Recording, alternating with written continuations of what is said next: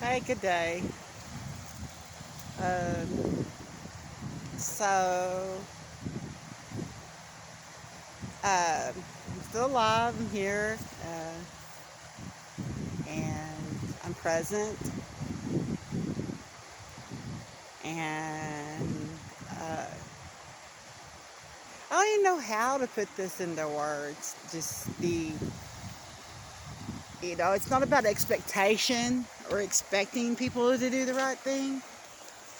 It's really not. It's about people's right to life and their right to pursue happiness and peace. And, I can't help if someone's depressed or grieving or miserable or sad. I do my best if someone comes to me and tells me their problems to try to raise them up and lift them out of despair. And I don't have to do it to my own detriment. And I don't absorb their energy. I help them transmute it. Look on the bright side of things. Get up and move, exercise. And if they can't exercise or move, then I try to send them soothing songs or send them hand mudras or things, breathing exercises and things like that. Now, about a year and a half, about 2 years ago, there wasn't much online about it. And I asked for therapists and healers and people to come together and share these things. And there's a whole bunch of us that have been doing this like pretty much our whole lives.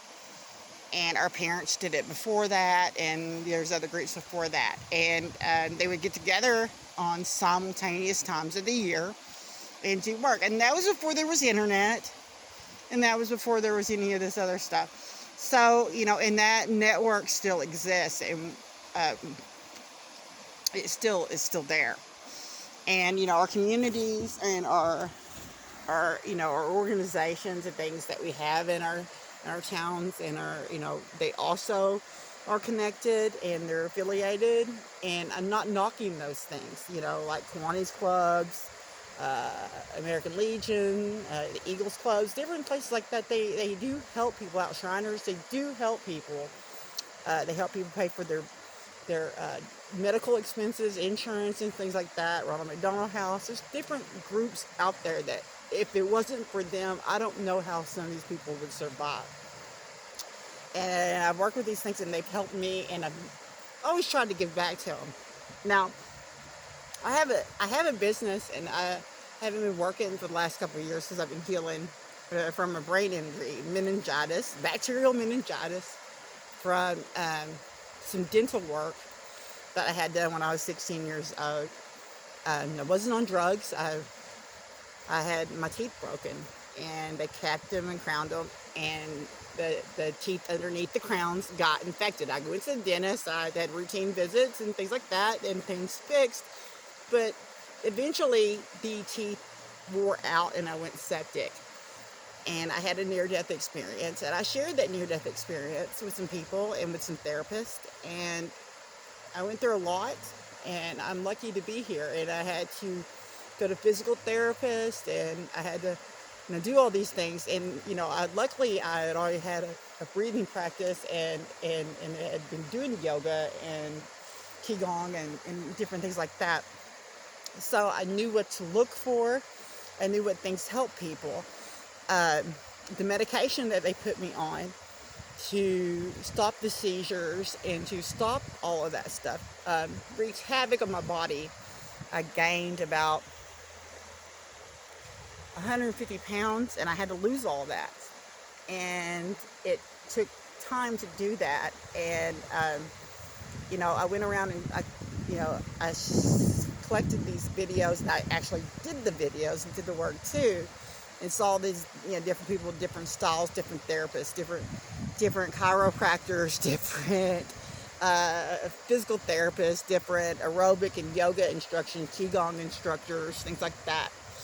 And I went around and said thank you to them. And I had people posing as medical professionals and psychiatrists going around and threatening me. And not everybody takes medication, and not everybody needs medication, and not everybody has a chemical imbalance. And there are things going on. But the biggest thing is that I am a consecrated bishop, and I have been consecrated by the Dalai Lama, and I've also been consecrated by quite a few shamans and work with them. And my lineage is my lineage, and I will not incorporate with a government institution. I am a person. I am a living temple. And my bull of elect goes to me, my papal bull, and my charter goes to me, and I have several of them. And I reached out to the United Nations because I wanted to work with them, and I told them what happened to me at an event that I was there doing peace walks and peace stuff, and a lot of the ideas that I had and a lot of things that we were doing at the events that we were working on, other people have picked them up and they're working with them, and now they're telling me I have to apply to work on the projects that I founded and was out there doing at these peace all over the world, all over the country, in the United States. I was all over the place doing these things. And I was attacked by people at the event, and they did stuff to the people at the event. And I went to them and I asked for sanctuary, and I asked for help getting a protective order. And I've been denied this, and I've been repeatedly physically and sexually assaulted in the town that I live in, and assaulted on a religious basis, and invited to church, and then told that I'm a sinner and I'm not welcome and I don't worship God in the right way. Now, the government and the church does not own a person. They don't own their right to practice. They don't own the right to their relationship with God. And it's called a separation of church and state. And it's separated in schools. And this stuff shouldn't be being taught in school. We should be taught acceptance and love of everyone. Hate shouldn't be taught. Discernment should be taught. And safety should be taught. And I wanted to, and what I was working on when I got sick was these SMS systems in schools and public bathrooms and things like that. Now, if someone is attacked in a public place, they can go into these restrooms and they can lock the restroom door, and they should be able to call for help. You don't always have your phone on you. So there should be a way for them to call. And they have these numbers set up in hospitals and different things like that. But when you actually ask for the sheriff to come to the hospital, or you press a button for paramedics or someone to come if you're in trouble, the police should be coming. Paramedics should be coming. They shouldn't come and say, you're on your own. Doctors shouldn't have a person come in with their arm dislocated out of their shoulder socket and ask them if they act this way when their husband is out of town, or ask them if they're on hallucinogenics when all they do is breathe. DMT is released in breathing, and it also is released in a chemical from the brain called melatonin, and you release that when you sleep. There are feel-good chemicals that are released in the body. We do not need to be drugged so that we don't feel these emotions. This new idea that we should be cut off from our emotions and not express them is crazy and unhealthy. Storing emotions, repressing emotions in our body creates disease. And art and therapy and music and dance and writing and all these things are ways for people to express these things in a healthy way. And it's why I'm a big fan of music, and it's why I'm a big fan of movement and dance and things like that. So the other ideas that I was trying to do are these peace projects and these healing center projects and fundraising.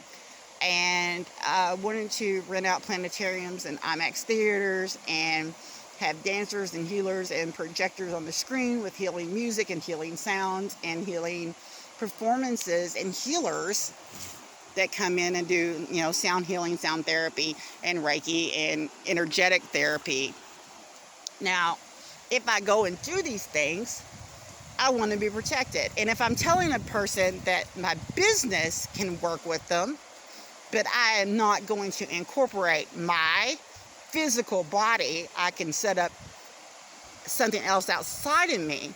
But my lineage and my stuff is older than this country, and I will not sell my soul to the government. I will not sell my body, my physical temple, to the government. And all these other people are protected. A pastor doesn't have to go in, a bishop doesn't have to go in, a preacher doesn't have to go in and sell themselves to get incorporation, to get a nonprofit status. I don't even care about nonprofit status. I be found private. I don't even charge for anything that I do. And that's the other thing. Like these services, you can get donations on it, and yeah, your time is money. But who sells God to people? Who sells healing? And then you know, they're like, oh, well, doctors do it. They get to charge all these enormous rates for all this stuff, and of course for the research they put into it, and all the time and the school that they put into it. But you know, I went to school for that stuff. I took anatomy and physiology. I took esthetician classes for cosmetology school. I learned for manicuring and ear piercing and things like that, with nails and feet and hair follicles and different things like that, along with anatomy and physiology with nurses and doctors. Also took astronomy in college, and also went to the Art Institute and learned programming and web design and graphic design, and I have skills, and that is my professional life. So, you know, I'm a little upset, because I'm not really upset, but if you go to someone and you ask for sanctuary and you ask them to help you get a protective order, and they're telling you that you're being negative when you're just saying, hey, this matter-of-factly happened to me at an event. I was there doing prayers for peace, and, you know, I deserve to be protected just like anybody else, and I don't have to have a nonprofit to be seen as a spiritual advisor, or like I'm really high up and I have, you know, and this is not pride talking. And I look at these other people, and they have their temples and they have their missions, and they're protected, and they have like secretaries, and they have representatives that you talk to. They have like a filter that you talk to them instead of the other people directly. And I've always been open door, and you know, I can't control what people tell me, what they tell me that's going on. I don't even know if it's true or what. And when someone comes to me and I see it, or someone comes to me and tells me that, you know, people are in harm's way, of course I'm going to look at ways to get these people out of it. Now, when you're being told that all there is for people is a phone crisis line, and the only way that they see harassment or domestic violence is if it's coming from a person that you've had sex with or physical relationship with or lived in a domestic situation with. What about people that you don't even know that violate you and violate your personhood? So when I look at signs that say, you know, no trespassing, private property, violators will be prosecuted. And when you look at things like, you know, shoplifting is a crime and all this stuff, and, you know, damaging personal property is a crime. Taking things from other people is a crime.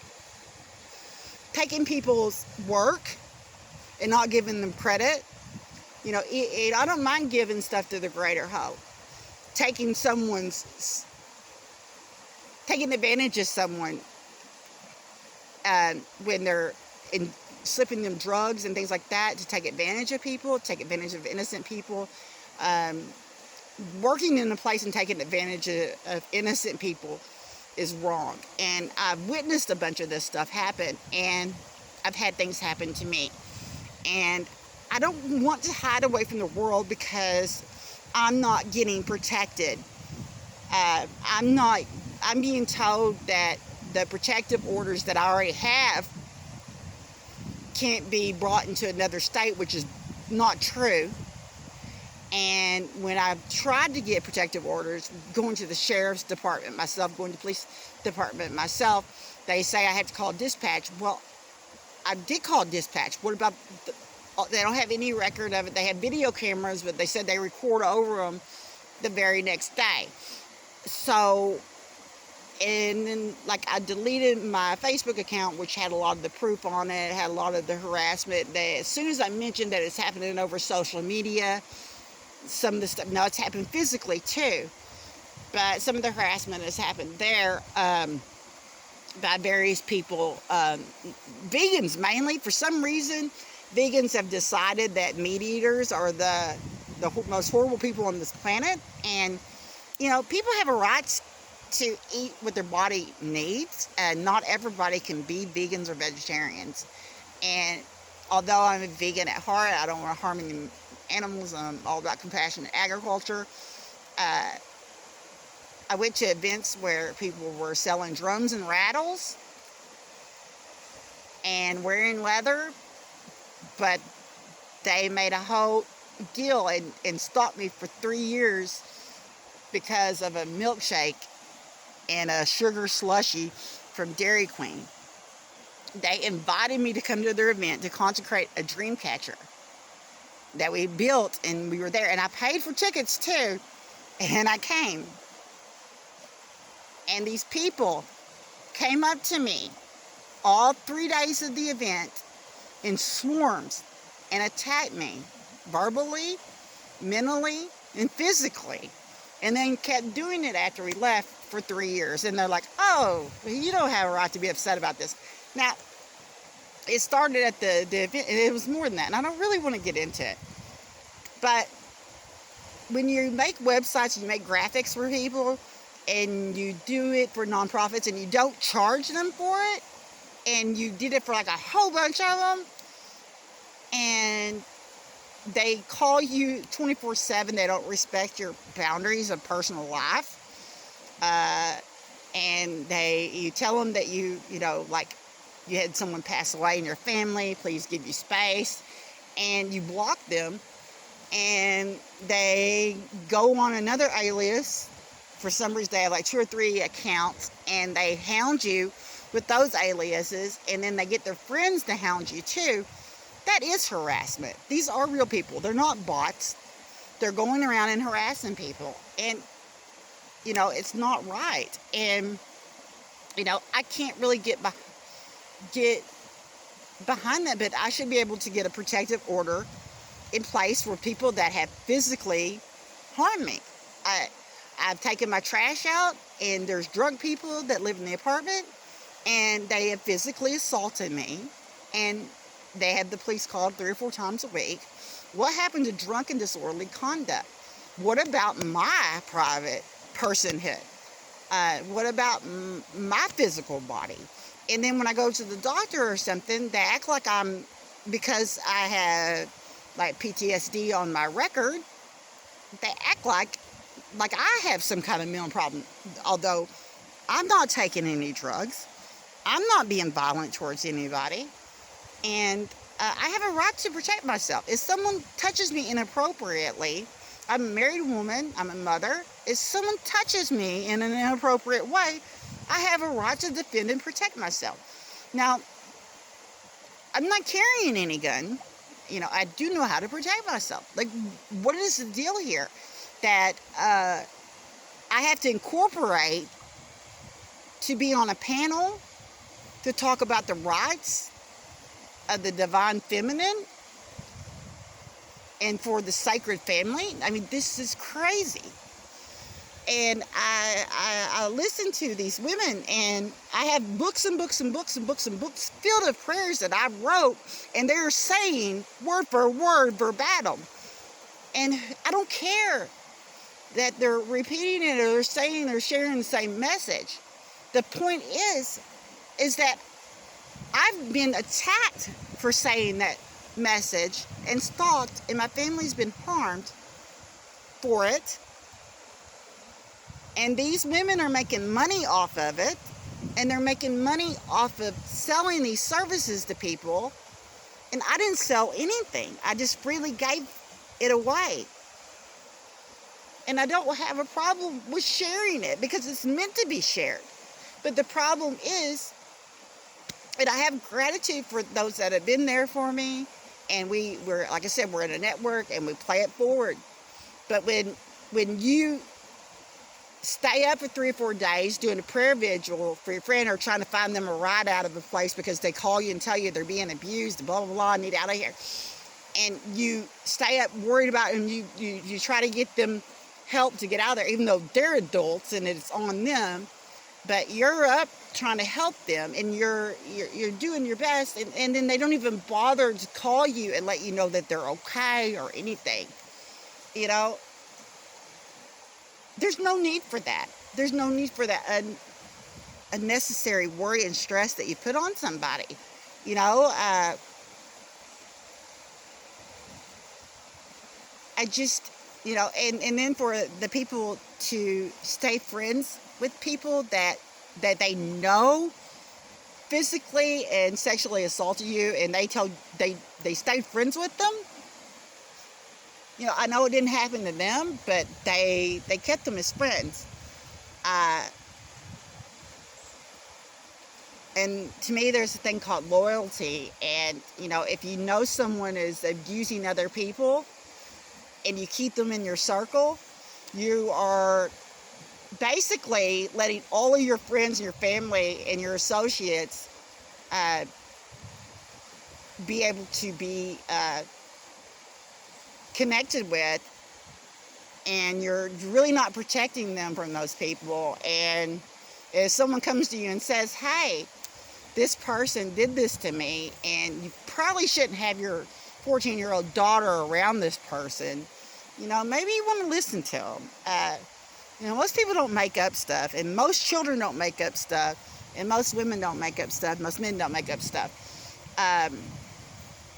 Now, some have been known to make up stories to get attention and things like that, and I'm not saying that doesn't happen, and it has happened to me. People have made up stories. I wouldn't even be there at their property, and they made up stories. And I'm not going to mention any names, but, you know, I've wrote many good cause letters for people, affidavits, things like that through the years. And for me to go to an organization and me to go to authorities and even ask for help, because, you know, I usually go to God and I go to my family and friends and I don't bother anybody. But for me to go to them, there has to have been something that happened, and there was things that happened. And because everybody involved were minors, I wasn't allowed to talk about it. But guess what? We're all adults now. And I am allowed to talk about it. And I mean, so, you know, I let go. Well, I did let go. And I did forgive everybody. I let the burden go off my heart. But I still want laws created to protect people. And I still believe that I have the right to stand up for myself and say, hey, this isn't kosher. This isn't cool. You know, this isn't unity consciousness if you're saying that these people are bad because they ate a hamburger and you're not allowed at my event. At that same event, you didn't give water to people and people died and innocents were harmed. And then you go around, I won't touch an animal, I won't eat an animal, but I will hurt you, a physical human being, and I will hurt your family at this event. And it doesn't matter if I'm just a regular Joe, because I am just a regular Joe. I'm a person just like you. And if the things that happened to me would have happened to you or your family, you probably would have lost your shit too. And I'm having a human experience, and I moved past it, and I keep praying every day. And you know, that gets me to the next thing, is like, how did you learn how to pray? And who tells you what the right way to pray is? So, you know, when I go to a church and I'm invited to a church, and the church billboard says welcome, and you go into a business and it says welcome, and you go into a town and that sign says welcome. You go to all these places and the first thing you say is you're welcome. Welcome to this place. And you go inside and you get there and you feel kind of welcome, but then, I don't have any enemies, but when I'm asked to leave because I say, hey, that's not what the Bible says. No, that's not what it says. And they think I'm stupid because I'm a woman. And I read the Bible when I was 3 years old, front to back, and I've studied other interpretations of it and writings of it in different languages, and I've studied a bunch of different religions, and I have since I was a kid, and I've shared writings and I've shared studies and translation. And just because you translate stuff doesn't mean that you have activated that or anything like that either. There are people, historians, and people that study theosophy, theology, philosophy, and Buddhism is philosophy. It isn't particularly a religion, it's philosophy. And what about the people that only believe in science and energy? I mean, you can't force religion on people. You can't say, to live in this country, you have to be this way. And Christ is a consciousness. Christ is light that shines on everybody. It is in everybody. So who are these people to tell you what your definition of Christ is, or how you're supposed to pray? I can pray in dancing. I can pray in planting seeds and gardening. I can pray in the everyday tasks that I do. And I think there's a whole lot worse things in this world to be concerned about than who a person prays to and how they pray. But everybody has the right to be loved, to have a place to sleep, to have medical care, to have food and water. All of the animals have free range, and the government doesn't own the earth. The government doesn't own the universe, and the government doesn't own people. There's natural law and universal law. And no matter what they want you to believe, the truth is that your experience and your truth is yours. And nobody else has that but you. You can have, a perception, but people that weren't even there, that are cross country from you, trying to tell you how you feel and how your experience was, and what you're doing with your time, and things, that ain't gonna fly, because they're not there and they're not experiencing it. So for them to even have a comment on you, and for like physicians and psychotherapists that spend 5 minutes with you or 45 minutes with you on the phone or whatever, they really don't have an idea of who you are, what you're going through either, especially if they haven't tested your blood or had evaluated you, or spent any time with you or your family, or been in your home, or seen how you live. It's kind of hard to make those judgments on people, and it's not really their place to, anyways. And for medical doctors to pretend to be your friend or therapist and stuff, and to bully you, is weird too. And I've seen that happen. Like when I was in the hospital, I wasn't allowed to go to the chapel. I was denied my spiritual practices. They forced the television to be on. I don't watch TV.